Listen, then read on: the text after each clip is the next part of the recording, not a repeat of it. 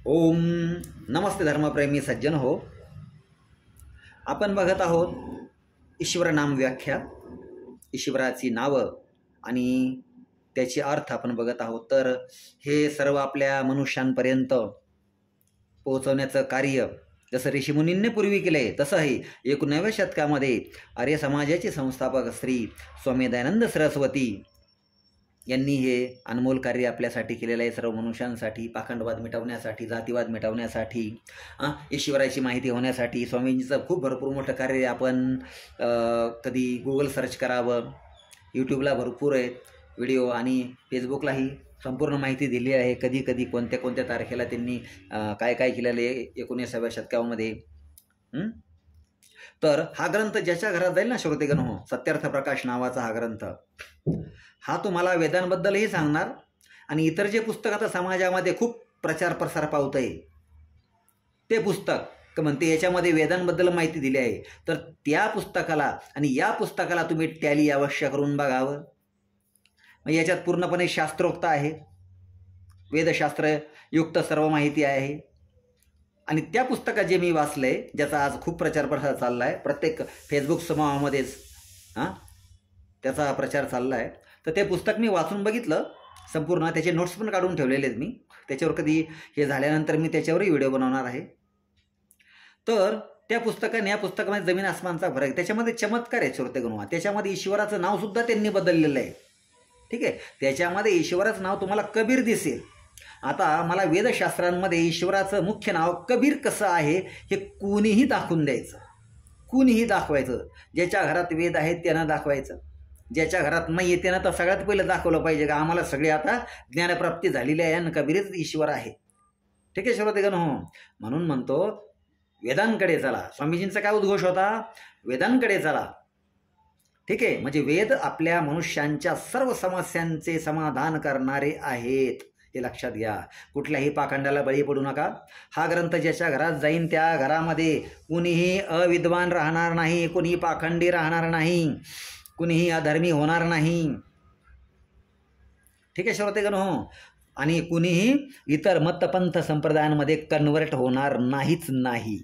कारण या ग्रंथामध्ये स्वामीजींनी त्यांच्या इतर मतपंथ संप्रदायांचा अभ्यास करून सर्व मनुष्यांसाठी हा ग्रंथ तयार केलेला आहे. आणि त्यांचं आपल्याविषयी काय मत आहे, इतर मतपंथ संप्रदायांचे आपल्या सनातन धर्माविषयी काय मत आहे किंवा इतरांविषयी काय मत आहे, त्याचा पूर्ण विश्लेषण यांनी 11 ते 14 याच्यामध्ये अध्यायामध्ये केलेला आहे. आणि तोपर्यंत आपल्याला पूर्ण प्रश्न उत्तर, ईश्वर कसा आहे कसा नाही आहे, सृष्टी उत्पत्ती करतो कसा, म्हणजे ती जी टेक्निक आहे, ते जे विज्ञान आहे त्याबद्दलही स्वामीजींनी आपल्या याच्यात सांगितलेलं आहे, जे वेदांमध्ये आहे. ठीक आहे श्रोतेगण हो. तर आपण आज बघणार आहोत ईश्वराचे नाव लक्ष्मी का आहे. लक्ष दर्शनांक न यो, या धातूपासून लक्ष्मी हा शब्द सिद्ध होतो. यो लक्षयती पश्यत्यंकते चिन्हयती चराचरम जगत अथवा वेदेराप्तिर्योगीभिश्च यो लक्ष्यते स लक्ष्मी सर्वप्रियेश्वर. जो सर्व चराचर जगताला बघतो, चिन्हित अर्थात दृश्य बनवतो. जसे आपण आज ही सर्व युनिवर्स ब्रह्मांड बघत आहोत आपल्या डोळ्यांनी. जसे शरीराचे नेत्र, नासिका आदी, नाक आदी आणि वृक्षांचे पत्र, त्याची पाने, पुष्प, फळं, फुलं, मुलं, मूळ, पृथ्वी, जल, जलके कृष्ण, रक्त, श्वेत, मृत्तिका, पाषाण, चंद्र, सूर्य आदी चिन्ह जो बनवतो, तथा सर्वांना तो नेहमी बघतो याचा अर्थ काय आहे, तो निराकार ब्रह्म आहे. त्याला काय डोळे आहेत का? नाही. परंतु त्याचे जे विज्ञान आहे, त्याची जी ही ओमध्वनी आहे, त्यानुसार तो त्याचे सर्व कार्य करतो. आणि सर्व शोभांपेक्षा ज्याची शोभा अतिउत्तम आहे आणि जो वेदशास्त्र, वेद आदिशास्त्र आणि धार्मिक विद्वान योगींचं जे लक्ष्य आहे, काय लक्ष्य आहे? परमेश्वर प्राप्ती अर्थात मोक्ष प्राप्ती, की त्याचा साक्षात्कार आपल्याला व्हायला हवा. कुणाचा? ईश्वराचा. कारण तो दर्शन देतो का? तर श्रोतेगण, ईश्वर कधीही कोणत्याच रूपात दर्शन देत नाही म्हणजे नाही. आणि ही मान्यता सरळ सरळ वेदविरुद्ध आहे. ठीक आहे श्रोतेगण.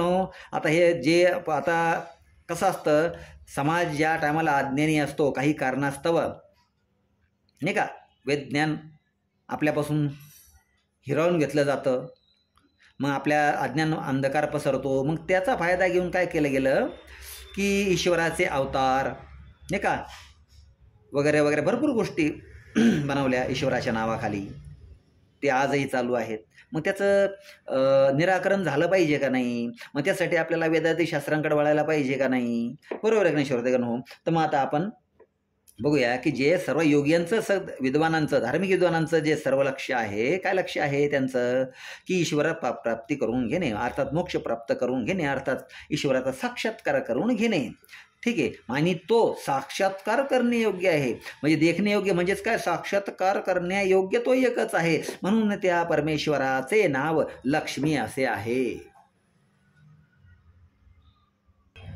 म्हणजे श्रोतेगण हो, थोडक्यात काय असं आहे की तो जो आहे, ईश्वर जो आहे, तो वेद आदी शास्त्रांनी, योगी मुनींनी आणि आप्त यांनी त्याला जाणण्यास योग्य समजलं आहे, मानलं आहे. कुणाला? त्या ईश्वराला. त्याला जाणून घेण्यासाठी तो योग्य आहे असं त्याला मानलेलं आहे. कुणी? योगी मुनींनी. ठीक आहे. म्हणून त्याला लक्ष्मी असे म्हणतात. म्हणजे धन प्राप्त झालं. कसं प्राप्त झालं? म्हणजे ज्ञान प्राप्त होणार, ज्ञानाचं धन प्राप्त होणार. मग त्यांना जेव्हा आपण वेदांचं ज्ञान प्राप्त करू तेव्हा आपल्याला काय होणार? म्हणजे ती वेद ज्ञानरूपी लक्ष्मी आपल्याला प्राप्त होणार आणि त्याच्यामधून आपल्याला या संसारातून काय होणार? आपली सुटका होणार. सुटका होणार म्हणजे ते पण काही अशी परमानंट आपल्याला मोक्ष दिलेला नाही ईश्वराने. काही ते करोडो वर्ष नाही, सॉरी, अरबो वर्ष तो आपल्या या आत्म्याला आराम देतो, परंतु पुन्हा आपल्याला या पृथ्वीतलावरती तो जन्म देतोच. जिथं जिथं जीवन आहे, जिथं जिथं ज्याची ज्याप्रमाणे सिस्टम चालू आहे, जिथे जे जीवन आहे त्याप्रमाणे तो जिथल्या तिथं त्याला त्या ठिकाणी त्याला जन्म देतो. ठीक आहे श्रोतेगण हो. आपल्याला परमनंट मोक्ष नाही, कारण मनुष्य जन्म हा कर्म करण्यासाठीच झालेला आहे. ठीक आहे. याच्यातून आपली सुटका कधीही नाही. आपल्याला मोक्ष अवश्य मिळणार. ईश्वर प्राप्ती आपल्याला झाली की आपण करोडो वर्ष, अरबो वर्ष आपण आराम करणार, पण त्यानंतर पुन्हा आपल्याला काय आहे? मनुष्य जन्म आहे. याच्यातून कोणीही सुटत नाही. ठीक आहे श्रोतेगण हो. जे सृष्टीच्या सुरुवातीला जे 4 ऋषी जन्म घेतात, अग्निवायू, आदित्य आणि अंगिरा, हे सुद्धा जन्म घेतात. ते पवित्र आत्मा असले तरी त्यांनी ईश्वराची खूप उपासना केली, समाजाचं भलं केलं, मनुष्यांचं भलं करून गेले ते. म्हणून ईश्वर त्यांनाच सृष्टी उत्पत्तीच्या वेळेस त्या 4 ऋषींनाच जन्म देतो का नाही? देतो. आणि त्यांचा मृत्यू होतो. म्हणजे अर्थात ते पुन्हा ईश्वराची काय करतात? अजून उपासना करतात आणि पुन्हा मोक्ष प्राप्त करतात. ठीक आहे श्रोतेगण हो. तर स्वामी दयानंद सरस्वती यांनी सांगितलं की वेदांकडे वळा.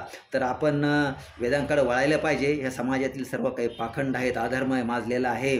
आपल्याला आपल्या स्वतःच्या धर्माविषयी जाण नाही आहे, धर्माविषयी माहिती नाही आहे. म्हणून काय केलं पाहिजे? आपण आपल्या घरामध्ये हा सत्यार्थ प्रकाश नावाचा ग्रंथ आपल्या घरात आणायला हवा, जेणेकरून आपण स्वतः आणि आपले मुलं इतर मतपंथ संप्रदायांमध्ये कन्वर्ट होण्यापासून वाचतील. कारण हा एकमेव जगाच्या पाठीवर हा एकमेव ग्रंथ आहे श्रोतेगण हो. नाही तर तुम्ही आता जे पुस्तक समाजामध्ये प्रसार होतं त्याच्यात याच्यात तुम्ही फरक बघा. हा ग्रंथ तुम्हाला काय सांगतोय आणि तो काय सांगतोय बघा. ठीक आहे श्रोतेगण हो. तर भेटूया पुढल्या व्हिडिओमध्ये.